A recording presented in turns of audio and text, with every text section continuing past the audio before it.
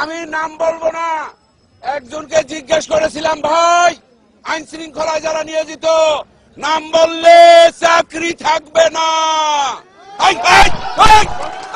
শালার মুতেরা চুপ থাক। উনি বললেন আল্লাহর কাছে, ওই শালার মুতেরা দেন, শালার মুতেরা আরে বানাই দেওয়া হয় না, আল্লাহর কাছে বিচার রইল।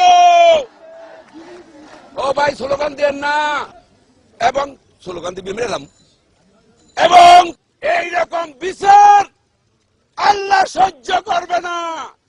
যার ওই তুমি ঠিক সুদাও কেন শালার পুত ভোট দেন আবার ঠিক সুদাও। সবাই হাত তোলেন, ওই শালার ভিতরে মুনাজাত কর, মুনাজাত কর,